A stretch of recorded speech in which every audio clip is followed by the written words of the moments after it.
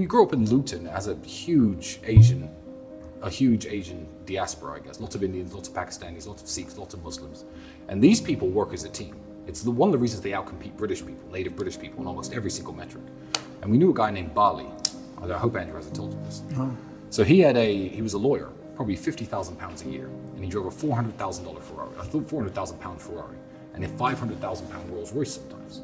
And we were saying, like, do you think Bali's a drug dealer? What do you think he's up to? Me and Andrew at the time, had quite a close brotherhood.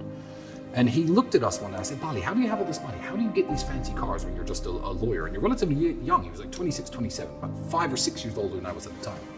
And Bali's exact answer was, I remember he said, you white people are stupid. Now, I'm mixed race. He wasn't talking anything racial. He was talking about, I guess, native British people. He says, you will have 5 sons, or your father may have 5 sons, which for someone in my culture, he was a Sikh, an Indian Sikh from Punjab. He said, that's a jackpot. And this Englishman's 5 sons will all move out of the family home. They'll pay 5 rents, probably to people like me.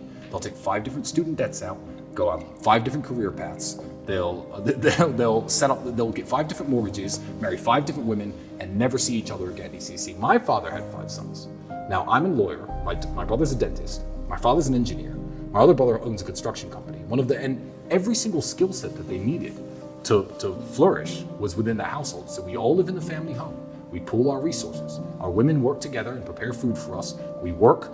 And every time that we have new children or the family is expanded, we just expand the house. My brother owns a construction company. And that way, as a group, we have 3 Toyotas, 1 Ferrari, and 1 Rolls Royce. And we can all use them anytime we like. And that was what introduced me and Andrew, because we were flat broke at the time. We had nothing to share.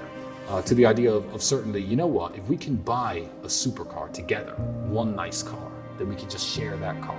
And now, thanks to his car addiction, we have, 40 plus, minus the 10 or 11 that have been temporarily seized by the Romanian government.